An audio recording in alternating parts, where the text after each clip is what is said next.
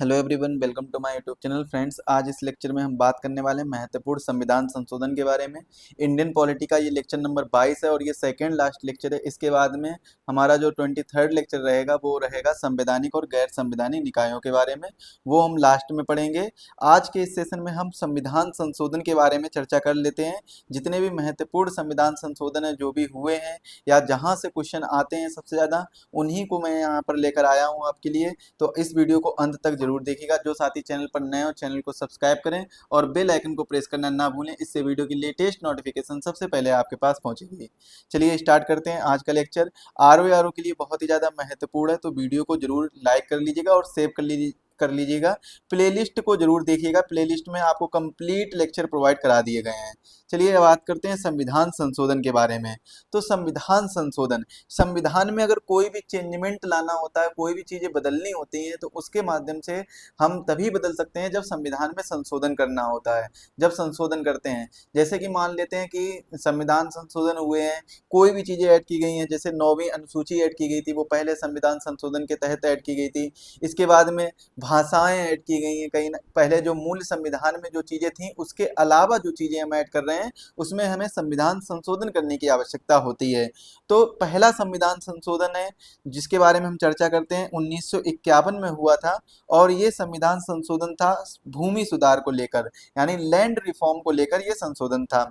जमींदारी व्यवस्था इसमें समाप्त कर दी गई थी और अनुसूची 9 को जोड़ा गया था इसमें। जो हमारे मूल संविधान में कितनी अनुसूचियां थी? 8 अनुसूचियां थी। इसके बाद में 9 से लेकर 12 तक, वर्तमान में 12 अनुसूचियां हैं, तो 9 से लेकर 12 तक संविधान संशोधन की मदद से जोड़ी गई हैं। जैसे कि अगर हम बात कर लेते हैं 10वीं अनुसूची, तो 52nd कॉन्स्टिट्यूशनल अमेंडमेंट एक्ट के तहत जोड़ी गई थी। 11वीं अनुसूची 73वें संविधान संशोधन के तहत और 12वीं अनुसूची 74वें संविधान संशोधन के तहत जोड़ी गई थी। और भाषाओं की अगर बात करें तो मूल संविधान में 14 भाषाएं थी और वर्तमान में 22 भाषाएं हैं। इनके बारे में अभी चर्चा करेंगे। जो सबसे पहली भाषा जोड़ी गई थी वो सिंधी भाषा जोड़ी गई थी 21st कॉन्स्टिट्यूशनल अमेंडमेंट एक्ट के तहत, 21वें संविधान संशोधन के तहत। इन सभी चीजों के बारे में डिटेल से चर्चा करने वाले हैं। तो पहला संविधान संशोधन हो गया है, ये एग्जाम में कई बार पूछा गया है। एक मैंने वीडियो बनाया था जिसमें मैंने संविधान संशोधन से रिलेटेड 23 साल के जितने भी पुराने क्वेश्चन हैं यूपीपीसीएस के और आरओ के, वो सभी मैंने कवर किए थे। तो आप उस वीडियो को जरूर एक बार देखिएगा। उसमें मैंने जो महत्वपूर्ण संविधान संशोधन है वो भी बताए थे और डिस्क्रिप्शन बॉक्स में लिंक दी गई है, उसको आप लोग चेकआउट करिएगा। इसके बाद में आई बटन पर भी उस वीडियो की लिंक दी गई है और जो पीडीएफ है वो आपको हमारे टेलीग्राम चैनल पर प्रोवाइड करा दी जाएगी। अब हम बात करते हैं 7वें संविधान संशोधन के बारे में। जो 2 से लेकर 6 तक संविधान संशोधन इतना महत्वपूर्ण नहीं है और कोई एग्जाम में क्वेश्चन भी उनसे रिलेटेड एक बार भी नहीं पूछे गए हैं। तो 7वां संविधान संशोधन जो बहुत ही ज्यादा जरूरी है, इसमें बात की गई थी भाषाई राज्यों के गठन के बारे में बात की गई थी। 1956 में फजल अली आयोग आया था और उस आयोग के बाद में क्या हुआ था, भाषा के आधार पर राज्यों का गठन किया गया था। मतलब राज्यों का जो पुनर्गठन किया गया था वो किसके आधार पर किया गया था? भाषा के आधार पर। और अगर क्वेश्चन पूछा जाए कि भाषा के आधार पर पहला राज्य कौन सा है, तो 1953 में बना था आंध्रा। आंध्र प्रदेश नहीं होगा, आंध्रा होगा। इस चीज को आप लोग विशेष ध्यान रखेंगे। कई बार स्टेटमेंट में ऐसे कुछ क्वेश्चन पूछ लिया जाता है। अगर आंध्र प्रदेश दिया गया तो ये गलत हो जाता है, क्योंकि उस समय जब राज्य का गठन हुआ था तब उसका नाम आंध्रा था, ना कि आंध्र प्रदेश। आंध्र प्रदेश तो बाद में उसका नाम पड़ा है।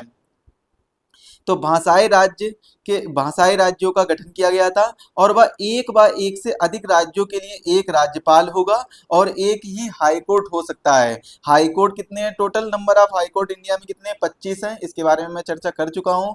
और राज्यपाल की अगर बात करें तो एक से अधिक राज्यों के लिए, एक राज्य या 2 राज्यों के लिए एक ही राज्यपाल हो सकता है। 8वां संविधान संशोधन महत्वपूर्ण है, 1960 में हुआ था।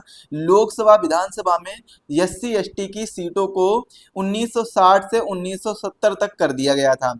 मतलब क्या है कि लोकसभा और राज्यसभा में जो शेड्यूल कास्ट और शेड्यूल ट्राइब की जो सीटें थी, रिजर्व सीटें थी, उनको उनको अब कितना 1970 तक आरक्षित कर दिया गया था कि इसमें अब कोई भी हेरफेर नहीं किया जाएगा या फेरबदल नहीं किया जाएगा। इसके बाद में 18वां संविधान संशोधन 1966 में हुआ था। इसके तहत शाह आयोग के सिफारिश पर पंजाब का पुनर्गठन हुआ था। किसका पुनर्गठन हुआ था? पंजाब पंजाब का पुनर्गठन हुआ था और उस समय इसका क्या नाम था, पेप्सू नाम था। क्या था नाम, पेप्सू नाम था। और इसका जब पुनर्गठन हुआ था तब ये कितने भागों में विभाजित हो गया था, तो पंजाब, हिमाचल प्रदेश, हरियाणा और चंडीगढ़।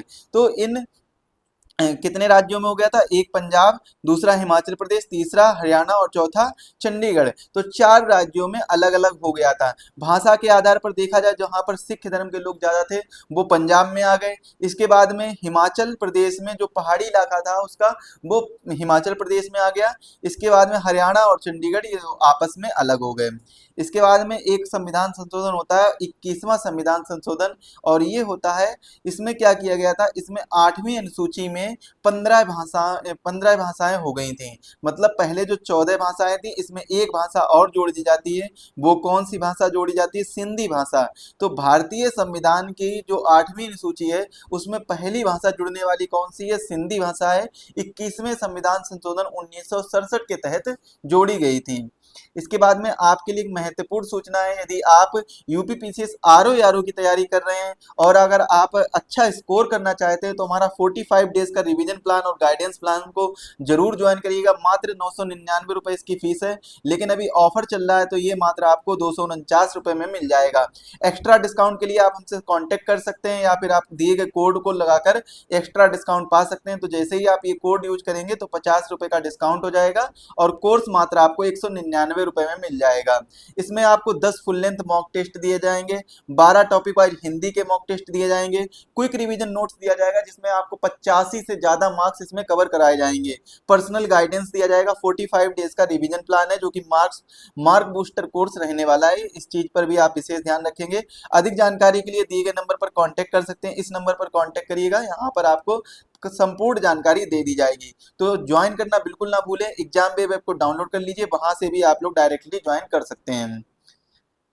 अगला है 35वां संविधान संशोधन 1974 में हुआ था। इसमें सिक्किम को सहराज्य बनाया गया था। देखिए 35वें संविधान संशोधन के अंतर्गत सिक्किम को पूर्ण राज्य का दर्जा नहीं दिया गया था, जबकि क्या बनाया गया था, सहराज्य बनाया गया था। सिक्किम जो है वो भारत का राज्य नहीं था, बल्कि इसको बाद में जोड़ा गया था। 36वें संविधान संशोधन 1975 के तहत इसको 22वें राज्य के रूप में दर्जा दिया गया था, या फिर कह सकते हैं पूर्ण राज्य के रूप में दर्जा दिया गया था। एक संविधान संशोधन हुआ था, 42वां संविधान संशोधन। मोस्ट इंपॉर्टेंट है ये और सबसे ज्यादा एग्जाम में पूछा जाता है। चाहे आप किसी भी एग्जाम की प्रिपरेशन कर रहे हो, चाहे कोई सा भी एग्जाम हो, ऑल ओवर इंडिया में कोई सा भी गवर्नमेंट एग्जाम हो, जहां पर भी पॉलिटी का क्वेश्चन आ रहा है तो वहां पर आपको ये क्वेश्चन जरूर देखने को अक्सर कर मिल जाएगा। किसी ना किसी शिफ्ट में 42वें संविधान संशोधन से रिलेटेड क्वेश्चन मिल जाएगा देखने को। कब हुआ था, 1976 में हुआ था। मिनी कॉन्स्टिट्यूशन ऑफ इंडिया कहा जाता है क्योंकि इसमें 59 से ज्यादा प्रावधान जोड़े गए थे। कितने प्रावधान जोड़े गए थे, 59 से ज्यादा, मतलब 59 से ज्यादा इसमें प्रावधान, ऐसे प्रोविजन जोड़े गए थे जो कि जरूरी भी थे। मौलिक कर्तव्यों को ऐड किया गया था। आंतरिक अशांति के आधार पर आपातकाल लागू करना, इसके बाद में लोकसभा के कार्यकाल को 6 वर्ष करना। प्रियम्बल में 3 शब्द जोड़े गए थे। देखिए प्रियम्बल में भी केवल एक बार ही संविधान संशोधन हुआ है, वो 42वां संविधान संशोधन हुआ है, उसमें 3 शब्द जोड़े गए थे। कौन कौन से, समाजवादी, पंथ निरपेक्ष और एकता और अखंडता, ये 3 शब्द जोड़े गए थे। एकता और अखंडता एक ही शब्द है, इसको याद रखिएगा। मतलब केवल एक ही चीज, ये चीज याद रखेंगे कि एकता और अखंडता साथ साथ लिखी जाती है, अलग अलग कभी भी नहीं पूछा जाएगा। राष्ट्रपति को मंत्रिमंडल की सलाह मानने के लिए बाध्य कर दिया गया।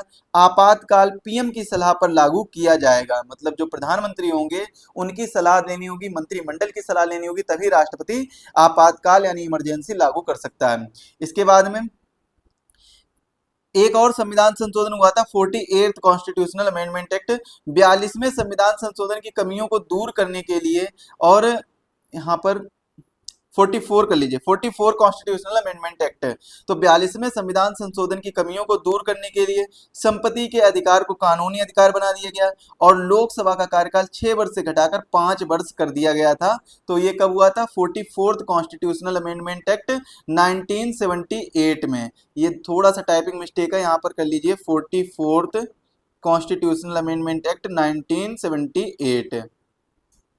इसके बाद में 52वां संविधान संशोधन 52nd कॉन्स्टिट्यूशनल अमेंडमेंट एक्ट 1985 में हुआ था और 10वीं अनुसूची इसके अंतर्गत जोड़ी गई थी, जो कि किससे संबंधित थी? एंटी डिफेक्शन लॉ यानी दल बदल कानून से संबंधित थी।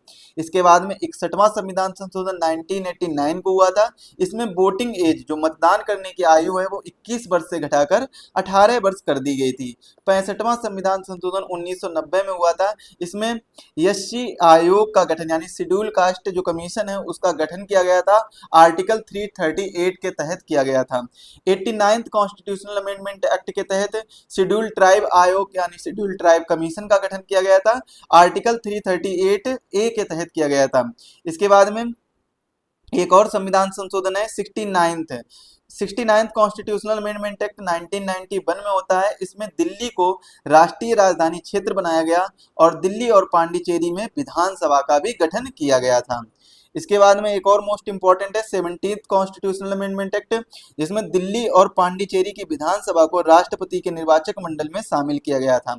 इससे पहले निर्वाचक मंडल में शामिल नहीं था, लेकिन 1992 से इसको दिल्ली और पांडिचेरी के जो विधानसभा के सदस्य होंगे यानी जो विधायक होंगे उनको राष्ट्रपति में जो निर्वाचक मंडल होगा, मतलब राष्ट्रपति के इलेक्शन के लिए वो चुनाव वोट दे सकते हैं, तो इसमें शामिल किया गया था। कब? 17 कॉन्स्टिट्यूशनल अमेंडमेंट एक्ट के तहत शामिल किया गया था। इसके बाद में 71वां संविधान संशोधन 1992 में होता है और 8वीं शेड्यूल में जो लैंग्वेज है वो जोड़ी जाती है। कितनी लैंग्वेज जोड़ी जाती है? 3 लैंग्वेज जोड़ी जाती हैं। एक जोड़ी जाती है नेपाली, दूसरी मणिपुरी और तीसरी कोंकणी। तो 3 भाषाओं को जोड़ा जाता है 8वीं अनुसूची में। पहले कितनी हो गई थी? 21वें संविधान संशोधन के बाद 15 हो गई थी और इसके बाद में 71वां संविधान संशोधन और होता है तो 3 और जोड़कर 18 कर दिया जाता है। इसके बाद में 73वां संविधान संशोधन, इसमें 11वीं अनुसूची जोड़ी जाती है पंचायती राज, और लागू कब होता है ये संविधान संशोधन? 24 अप्रैल 1993 को लागू होता है। 74वां संविधान संशोधन, इसमें नगर पालिका जोड़ी जाती है, 12वीं अनुसूची जोड़ी जाती है अनुसूचियों के अंतर्गत और टोटल 12 अनुसूचियां हो जाती हैं। इसके बाद में 84th कॉन्स्टिट्यूशनल अमेंडमेंट एक्ट के तहत लोकसभा में 2026 तक सीट नहीं बदलेंगी, ऐसी घोषणा कर दी जाती है। इसके बाद में 86 कॉन्स्टिट्यूशनल अमेंडमेंट एक्ट के तहत, जो कि बहुत ही महत्वपूर्ण है, आर्टिकल 21 में जोड़ा गया था, 21A कर दिया गया, 21A जोड़ दिया गया था और 11वीं फंडामेंटल ड्यूटीज जोड़ी गई थी। आर्टिकल 45 में बदलाव किया गया था। मतलब जो मेन जगह पर है, जैसे फंडामेंटल राइट्स हो गया, फंडामेंटल ड्यूटीज हो गया और डीपीएसपी हो गया, इन तीनों जगह पर क्या किया गया था? इन तीनों जगह पर शिक्षा के अधिकार से रिलेटेड चीजें की गई थी। राइट टू एजुकेशन, जो कि 86वां संविधान संशोधन 2003 के अंतर्गत देखने को मिलता है, लेकिन यहाँ पर 2003 की जगह 2002 कर लीजिए, 2002 के अंतर्गत देखने को मिलता है और 2003 में पूर्णतया लागू होता है। लेकिन अगर वापस से लागू करने की बात करते हैं, ये संविधान संशोधन जो बिल बना था वो 2003 में बन गया था, आया कब था? 2002 में आया था। और जब पूर्णतया लागू की बात करते हैं तो 2009 में इसको पूर्ण तरीके से लागू किया गया था। 91st कॉन्स्टिट्यूशनल अमेंडमेंट एक्ट 2003, इसमें मंत्रिपरिषद की संख्या लोकसभा की कुल सीटों का 15% रहेगी, ये चीज निर्धारित कर दी गई थी। इसके बाद में 92nd कॉन्स्टिट्यूशनल अमेंडमेंट एक्ट, 8वीं अनुसूची में भाषाएं जोड़ी गई थी। कौन कौन सी जोड़ी गई थी? तो एक शब्द याद कर लीजिए, डीबीएमएस, कंप्यूटर साइंस का एक शब्द है डीबीएमएस, डाटाबेस मैनेजमेंट सिस्टम। लेकिन यहाँ पर आपको याद रखना होगा, डी से क्या हो जाएगा? डोंगरी हो जाएगा, इसको नोट कर लीजिए, डोंगरी। और बी से क्या हो जाएगा? बोडो हो जाएगा। और एम से क्या हो जाएगा? मैथिली, मैथिली। और यस से क्या हो जाएगा? संथाली। तो ये 4 भाषाएं जोड़ी गई थी, 18 पहले हो गई थी और 4 बाद में जोड़ दी गई, तो 22 भाषाएं होंगी, जो कि मूल संविधान में 14 थी और 8 भाषाएं बाद में जोड़ी गई हैं, जो संविधान संशोधन के तहत जोड़ी गई, वो मैंने आपको बता दी है। इसके बाद में 100th कॉन्स्टिट्यूशनल अमेंडमेंट एक्ट 2015 में हुआ था। इसमें भारत बांग्लादेश भूमि हस्तांतरण की बात की गई थी। 101 कॉन्स्टिट्यूशनल अमेंडमेंट एक्ट यानी जो 101वां संविधान संशोधन है, 2016 में हुआ था और इसमें इसके तहत किसको जोड़ा गया था? जीएसटी परिषद को या जीएसटी काउंसिल को जोड़ा गया था। किसको जोड़ा गया था? जीएसटी परिषद को जोड़ा गया था। 102 संविधान संशोधन कब हुआ था? 2018 में हुआ था, और इसमें ओबीसी आयोग को जोड़ा गया था अनुच्छेद 340 के तहत।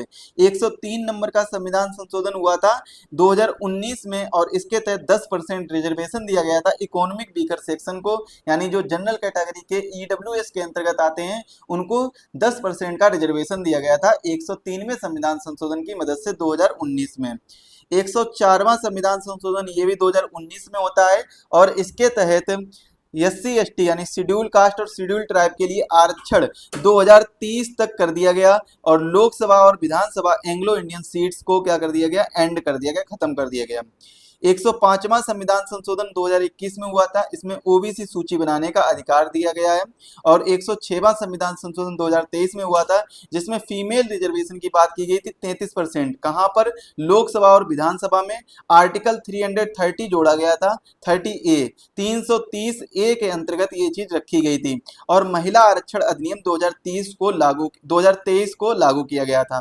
दोस्तों आज के लेक्चर के लिए बस इतना ही रखते हैं, जो कि बहुत ही महत्वपूर्ण संविधान संशोधन थे वो मैंने यहाँ पर कवर किए हैं। एक छोटा सा लेक्चर है लेकिन बहुत ही महत्वपूर्ण लेक्चर है। यहाँ से आपको 2 क्वेश्चन हर वर्ष देखने को मिलते हैं, चाहे आप यूपी पीसीएस की तैयारी कर रहे हो या यूपी आरओ की प्रिपरेशन कर रहे हो। अगर अधिक जानकारी चाहिए तो आप हमसे इंस्टाग्राम पर क्वेरी कर सकते हैं, और टेलीग्राम चैनल को ज्वाइन कर लीजिए, क्योंकि वहां पर आपको इसकी पीडीएफ मिल जाएगी। एग्जाम वेब ऐप में इसकी कंप्लीट पीडीएफ आपको वहीं पर मिलेगी, एग्जाम वेब ऐप में। तो यहाँ पर आप लोग लॉग इन करके एग्जाम वेब ऐप में जाइए और पीडीएफ को डाउनलोड कर सकते हैं। चैनल को सब्सक्राइब करना ना भूलिए, और बेल आइकन को प्रेस करिए जरूर, जिससे वीडियो की लेटेस्ट नोटिफिकेशन सबसे पहले आपके पास पहुंचेगी।